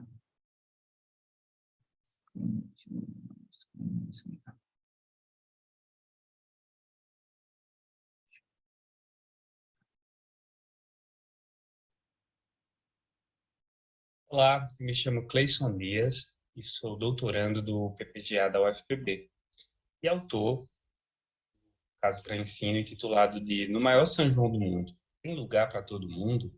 Branding na gestão de eventos. Esse caso para ensino ele é fruto da disciplina de casos para ensino voltada para os doutorandos do PPGA. E esse caso ele já começa num contexto de uma rádio da cidade de Caruaru que toca a seguinte música. Festa de São João não é festa de peão. Respeite nossa cultura, toda nossa tradição. Fora pregadejo, devolva meu São João. Fora pregadejo, devolva meu São João.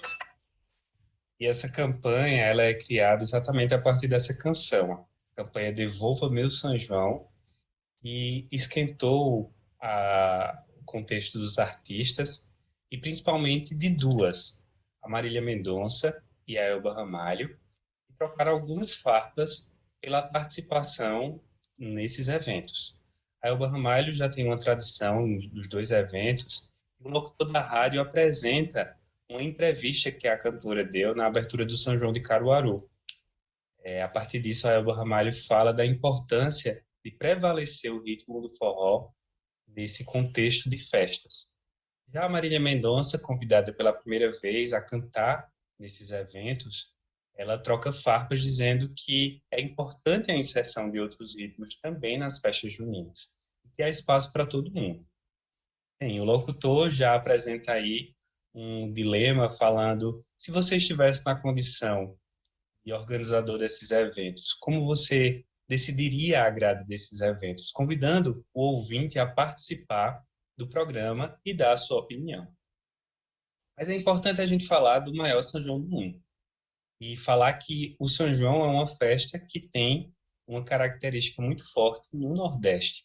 O Nordeste como um todo se prepara para o mês de junho, para celebrar os três santos, Santo Antônio, São João e São Pedro, durante todo o mês, com toda a caracterização que o Nordeste tem. As duas cidades, particularmente, disputam o título de maior São João do mundo. Caruaru, no interior de Pernambuco, e Campina Grande, no interior da Paraíba. Essa disputa já é uma disputa de décadas, e é interessante quando a gente observa que ambas as cidades elas possuem características do início das festas e atuais que são muito parecidas. Por exemplo, a cidade de Caruaru tem ali o início das festas com a disputa, né, da decoração de qual rua ficava mais bonita, disputa incentivada pelas rádios da cidade. E a Campina Grande tem essa caracterização das famílias que se juntavam ao redor das grandes fogueiras espalhadas pela cidade. E a partir disso, essa festa ela começa a ser mais vista pelas prefeituras que assumem as organizações e as transformam em grandes eventos que duram todo o mês de junho nessas cidades. E aí a gente tem aí as fotos de como são esses eventos atualmente. Pois bem, a gente tem aí a seção que fala, quando olhei a terra ardendo, qual fogueira de São João. A gente precisa entender que a dimensão dessas festas são festas que exigem gestão dos organizadores e são festas que, a partir do momento que vão crescendo, elas exigem uma profissionalização de tais eventos. E isso causa, de certo modo, uma experiência particular para os consumidores. E é essa experiência que os organizadores têm buscado. Mas a gente chega na sessão, eu perguntei a Deus do céu, por que tamanha judiação? E essa sessão, ela constrói exatamente a ideia de por que a campanha Devolva Meu São João precisou surgir no contexto destes eventos. Os cantores de forró tradicionais, e nessas duas festas, eles acabam enxergando que estão perdendo espaço nesses eventos para cantores de renome nacional, que são de outros ritmos, como o funk, o sertanejo e até mesmo a música eletrônica. Mas será que eles estão realmente perdendo espaço? E tudo isso é apresentado, né? A perspectiva de que as autoridades têm olhado a perspectiva de trazer um maior público para esses eventos e vender mais a festa, e talvez com apenas esses cantores, isso não esteja acontecendo. Mas isso nos leva ao dilema desse caso. O dilema do caso é: a emissora de rádio está sintonizada. O debate proposto pelo locutor sobre o contexto da campanha Devolva Meu São João é convidativo. Se estivesse participando do programa, como opinaria? O que os organizadores devem levar em consideração diante dessa discussão que cresce todos os anos? O maior São João do mundo tem lugar para todo mundo? E aí a gente chega nas notas de ensino, já entregando aí a perspectiva do que são, né, os objetivos de aprendizagem. Seria caracterizar a marca como conceito de um evento, refletir sobre a necessidade de posicionamento para a consolidação da marca e analisar os aspectos que podem afetar a tomada de decisão no gerenciamento do brand de um evento. Assim, é importante destacar que as fontes de dados foram dados secundários, todos dados públicos, fontes de entrevistas dadas e, enfim, vários contextos que apresentam esse dilema e as características desse caso. E, como sugestão, a gente tem disciplinas tanto da perspectiva do curso de graduação como de pós-graduação voltadas para o marketing e gestão de eventos. A gente tem como possíveis questões a propor aos alunos 3 que são apresentadas no caso, e essas questões elas pretendem suscitar a reflexão dos alunos sobre a complexidade do gerenciamento estratégico e de marca de eventos culturais. É possível explorar a necessidade do planejamento por parte dos gestores para criar uma relação positiva do público com a marca, neste caso o São João, que resulta no alcance dos objetivos do evento.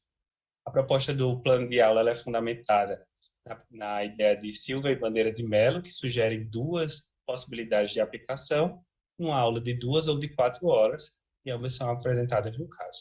Aqui a gente tem algumas sugestões de bibliografia que podem ser utilizadas para responder o dilema do caso e ajudar na reflexão daquilo que é apresentado pelo caso, e também eu encerro falando sobre as referências que foram utilizadas para a construção conceitual desse caso. Eu agradeço pela oportunidade e deixo aí o meu contato para eventuais dúvidas ou trocas de ideia. Muito obrigado.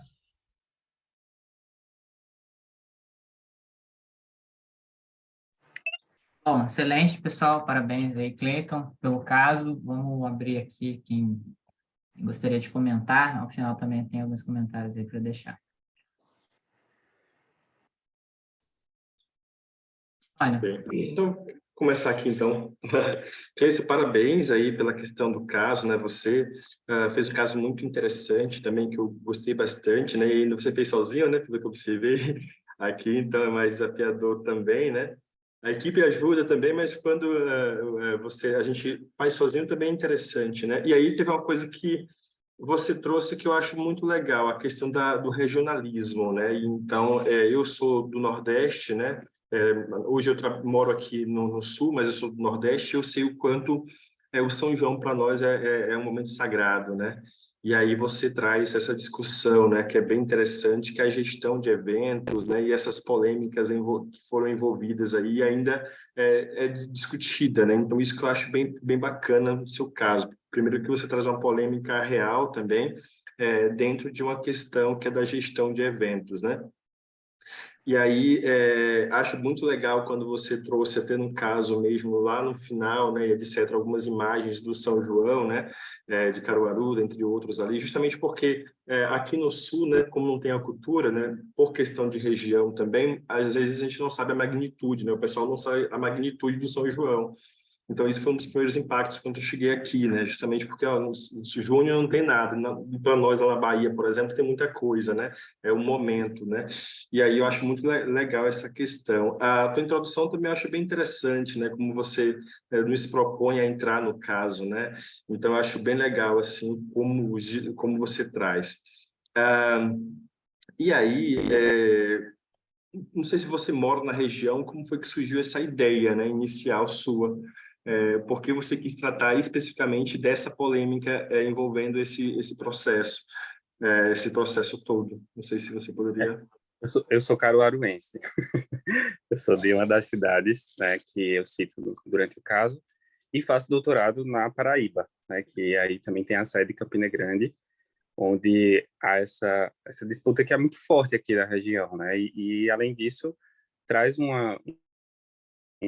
certo retrato para o Brasil como um todo. Quando se fala de São João, essas duas cidades elas são apresentadas, enfim, nas reportagens dos principais veículos de comunicação. Então, como eu tinha dito, esse caso ele é fruto de um trabalho final da disciplina de casos para ensino, e ele foi concluído assim aos 45 do segundo tempo para a finalização da submissão para o semiárido. Então, foi assim, faltando fôlego, mas e também, como você diz, né, sozinho, porque era resultado realmente da disciplina. Então, o que instigou foi exatamente isso. Interessante que o processo de construção do caso, ele aconteceu exatamente nesse período, em divulgação de programação, a polêmica, mais uma vez, né, quando as grades de programação são lançadas, divulgadas. Então, eu fui acompanhando e vivendo o caso durante esses 6 meses, esse primeiro semestre, né, até chegar ali. Vai ter São João, não vai ter São João, né? A gente ainda estava nesse dilema também. Então, foi algo que me instigou por ser, né? Por gostar muito de São João. É uma festa que, como você sabe, enquanto nordestino, a gente é criado dentro dela, né? Está presente na nossa infância, na nossa juventude. Enfim, é uma festa muito tradicional. E durante a disciplina foi algo que me instigou ali. Que eu disse, rapaz, isso aqui dá um caso. Bacana. Uma coisa que eu acho que você deve observar também, eu acho que quando você for aplicar o caso, né, é o público específico do caso, né? Essa Sim. questão de que, a depender, há uma tendência muito grande, principalmente nessa era de TikToker, né, sertanejo também sempre teve, mas muito forte, né, daqueles alunos que estão respondendo, né, ser mais para um lado, né, do que para o outro, porque eles estão, é o momento deles também, é super normal, né? Então, talvez algumas questões, a visão deles sejam totalmente enviesada, né? Então, acho que na hora dessa abertura do caso e dessa explicação, o professor e etc., principalmente vocês talvez coloque aí que essa questão é interessante a ser observada. Então, talvez pessoas que têm uma cultura muito mais grande e forte, né, com forró e com outros ritmos regionais, né, naquela época e etc., eles vão, eu gosto muito mais do que talvez o Daelba falou, mas esses jovens dessa época de TikTok, eles tendem a pensar muito mais nessa perspectiva da pluralidade, né? Acho que tem espaço para todo mundo, como a Marília Mendonça falou. Então, talvez é uma preocupação que você tem que ter, porque depende muito, né, da turma e do nível também de maturidade da turma, e aí para não gerar outras discussões e fugir do foco do caso. Então, acho que só verificar direitinho essa questão, situar, né, o tempo e espaço onde você vai aplicar o caso também e verificar essas turmas. Então, eu acho que uma observação, talvez, você poderia colocar esses pontos aí no caso. Não vou me delongar por conta de que o Eduardo tem outras contribuições também para fazer, mas parabéns pelo desenvolvimento do caso. A gente sempre espera que você possa finalizar com a publicação definitiva.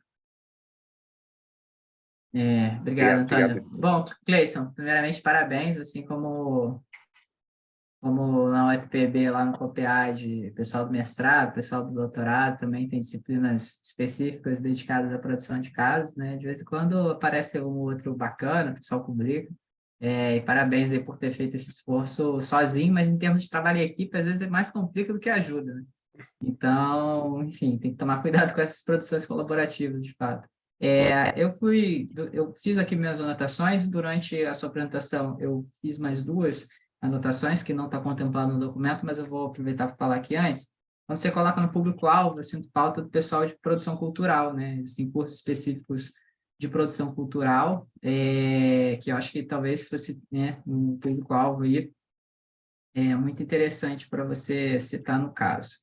Em relação também à questão da dinâmica da discussão, como o Antônio falou, às vezes você está aplicando o caso numa regionalidade muito específica, você meio que mata a discussão do caso, porque todo mundo defende um lado só, né? Então, eu acho que você poderia contemplar ali no plano de aula justamente essa possibilidade de aplicação com a questão dos papéis, que é um ponto que eu já vi em alguns casos, né? Então, assim, durante a discussão em pequenos grupos, né? Sei lá, vão ter 6 grupos, sendo que 3 grupos vão defender, ainda que você seja contrário, você vai ter que defender a visão X e os outros 3 grupos vão ter que defender a visão Y. Daí você volta para a plenária enfim, promove essa discussão aí positiva, com diferentes pontos de vista, e em determinado momento você abre aí para considerações gerais, enfim, eu acho que pode dar um pano para a manga interessante, caso pode ficar bem estruturado dessa forma.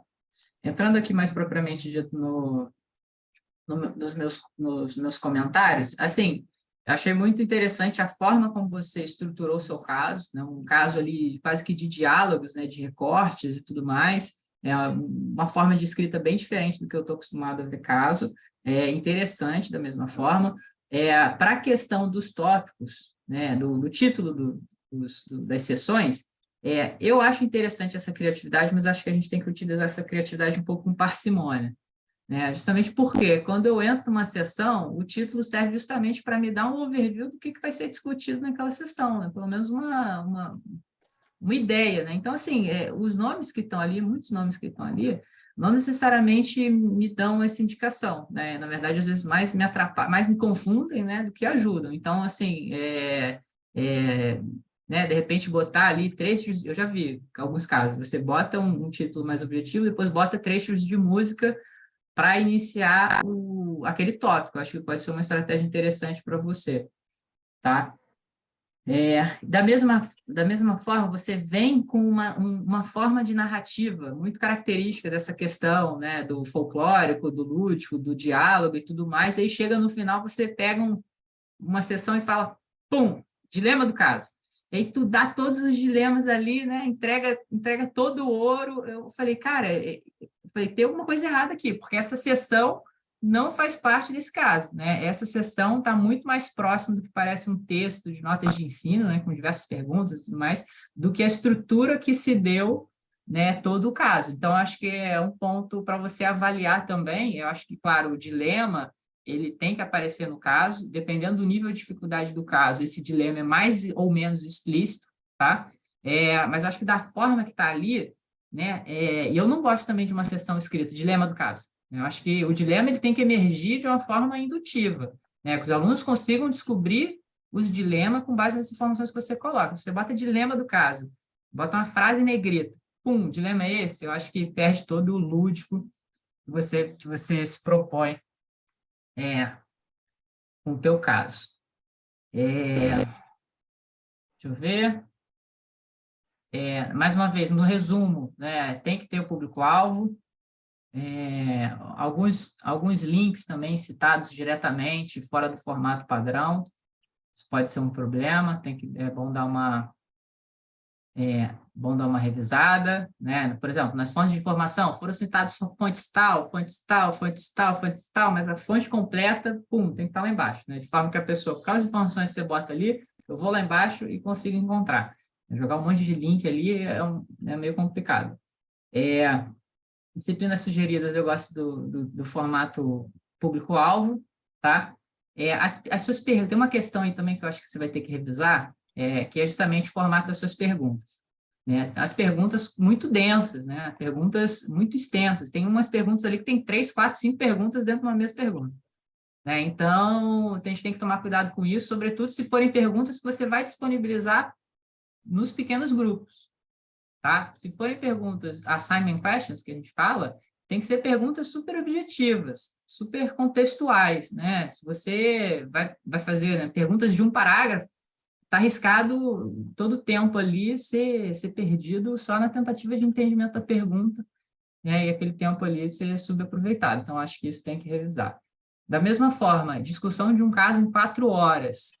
Olha, eu tenho pena do instrutor que vai discutir um caso em 4 horas. Então, assim, eu acho pesado, tá? Não é muito comum a gente ver essas proposições. O que a gente vê para aulas de 4 horas é uma primeira parte de lecture, né? Uma sessão expositiva ali, onde tem a questão da discussão dos conceitos e tudo mais, e uma segunda parte com a aplicação do caso, justamente para o caso trazer a amarração daqueles conceitos teóricos ali. Mas eu acho que, né, sei lá, 2 horas de plenária, mais 1h30 de pequenos grupos, eu acho que pode ficar muito cansativo, tanto para quem está, né, como aluno, quanto para o instrutor, e pode se perder um pouco também pelo caminho. Da mesma forma, a discussão, você faz uma análise de discussão muito corrida, né, muito fluida, assim. Então, eu gosto dessa separação, desse sequencial lógico. né? Então, falando, o instrutor pode começar com a seguinte pergunta, aí tu dá lá a pergunta. Aí você bota lá um título de negrito, pergunta de abertura, pum. Aí depois, vamos para a primeira pergunta de discussão, aí você bota lá, pergunta de discussão 1, pum, faz uma quebra, entendeu, de sessão, e aí você faz aquela análise, depois você bota uma outra pergunta de discussão, né? Senão a pessoa fica um pouco perdida ali, né? As perguntas estão no meio do texto, né? Não tem nenhum, às vezes, itálico, negrito, para fazer essa diferenciação. Então, assim, para quem está lendo, eu acho que facilita bastante. Por fim, o que você chama de apêndice, na verdade, deveria ser anexo, né? E deveria vir não ao final das notas de ensino, e sim ao final do corpo do texto do caso, senão os alunos não vão ter acesso àquelas figuras ali que eu acho que são essenciais para a identidade visual do caso, tá? No geral é isso, vou compartilhar com vocês aqui essas sugestões e, enfim, sigo à disposição aí para seguir contribuindo aí com o trabalho de vocês, tá? Obrigado, gente. Obrigado, Eduardo, Antônio.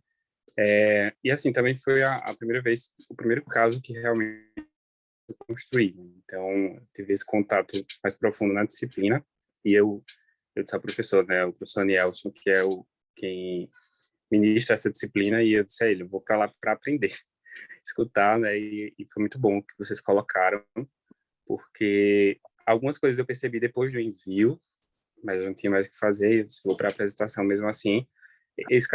Após o envio também já aconteceu um melhoramento em alguns aspectos, mas era essa tentativa de realmente trazer um caso mais diferente, que pudesse apresentar esse envolvimento, né, tanto de qualquer pessoa com o contexto das festas juninas, de uma forma mais lúdica. Essa era a proposta mesmo. Que bom que, de alguma forma, vocês conseguiram compreender e captar isso. Então, obrigado mesmo pelas contribuições, são muito interessantes e plausíveis aqui para mim.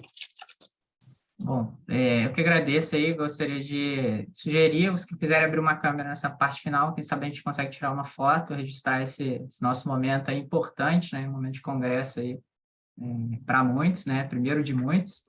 Então, vamos lá. Vamos lá?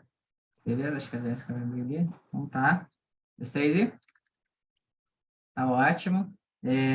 Gostaria de agradecer também a participação de vocês que submeteram seus trabalhos, né? O seminário só acontece por conta de vocês. Queria agradecer também o pessoal que está trabalhando no evento, né? Todo mundo voluntário, né? Eu estou voluntário, então estou vontade de estar doando nosso tempo aqui para poder contribuir com diversos trabalhos, né? Na questão da avançada ciência, essa questão do caso de ensino, é um negócio que é diferente, é um produto de nicho, né, mas é um produto que cada vez mais tem conseguido aí encontrar o seu espaço. Eu gosto bastante desse tipo de escrita, eu coordeno um grupo de pesquisa sobre isso no FRJ, tá? E eu deixei aí os meus comentários, conforme prometido, por escrito, tá? No arquivo tem também meu e-mail, minhas redes sociais, vocês estão super convidados aí para se conectarem comigo por lá, tá? Quem sabe a gente consegue manter contato aí. Vai ser um prazer ter vocês aí ao longo do caminho. Tem também aí 2 links disponíveis, um link de avaliação da sessão, não deixem de avaliar a sessão, tá? E um link da salinha de network, quem quiser continuar essa conversa aqui depois que encerrar a sala, são todos bem-vindos. Antônio, obrigado aí pela parceria, cara, excelentes colocações. E é isso. Não sei se você quer complementar com alguma coisa, fica à vontade. Acho que é isso. Acho que a sessão ICMAD é construção, né? E que bom que vocês estão aqui conosco. Eu acho que é melhor apresentar e ter essa coragem, né? Que a gente tem de vir, dar cara a tapa, né? Entre aspas, aí, e conseguir construir conhecimento. Então, hoje, eu acho que não só eu aprendi, né? Acho que cada um aprendeu de formas diferentes também, para que vocês possam potencializar os casos de vocês e trabalhar de uma maneira mais prática, né? Acho que essa é a ideia, né? Pensar no nosso aluno também e como desenvolver uma sala de aula em que ele se aproxime da prática. E aí, esses casos ajudam justamente para isso. Uma coisa que eu gosto que sempre custa pensar dentro da área contábil desenvolva também casos, pense em desempenho, pense em contabilidade gerencial, controladoria, e é sempre muito bem-vindo. Temos revistas, nossa área também, que aceitam casos de ensino. Então, além da área da administração, né, nossa área também aceita bastante casos, inclusive casos que já são publicados, que foram publicados em congressos, e temos alguns congressos bem bacanas, mas que vocês possam estar fazendo esse processo, né, de passagem, de melhoramento aqui no SEMEAD e em outros, para que vocês tenham êxito aí da publicação. Eu vou deixar aqui meu e-mail, se vocês quiserem também entrar em contato, sintam-se à vontade. Eu estou disponível sempre. Eduardo, muito obrigado, né, pelas suas colocações, por estar aqui. Sempre aprendo muito com o Eduardo. Que isso. E é isso, pessoal, acho que vocês estão no caminho certo. Eu acho que é importante levar o nosso cachorrinho para passear, né? Então, assim, hoje vocês deram a primeira volta com esse caso, né? Esse caso ainda precisa rodar um pouco, né? Então, a oportunidade que vocês tiverem de aplicar o caso em aula, né? Diversos vieses que acabam caindo por terra na primeira oportunidade de aplicação que a gente tem, vivam essa experiência, tem a questão do congresso, né? E aí visando sempre aí uma publicação em revista, tá? O que vocês precisarem de dica, contem comigo. Lá no Copiad a gente tem algumas décadas aí de estrada na questão da discussão do método do caso, né? Nossa, é o que a gente sabe fazer, nossa expertise. Então, tem muita gente bacana aí envolvida nessa área, e se vocês continuarem nesse caminho, né, vocês vão ver que os rostinhos, eles meio que se repetem, né? Não são tantos congressos que aceitam casos de ensino, então você vai começar a criar um networking positivo aí, daqui a pouco você está escrevendo casos com diferentes pessoas. Eu acho que esse é o caminho, tá bom? Prazer ter estado aqui com vocês nessa tarde de hoje, espero que vocês tenham gostado do SEMEAD, né, e ano que vem tem mais. Valeu, pessoal. Um abraço, pessoal. Tchau, tchau. Tchau, Gente. Boa tarde para vocês. tchau.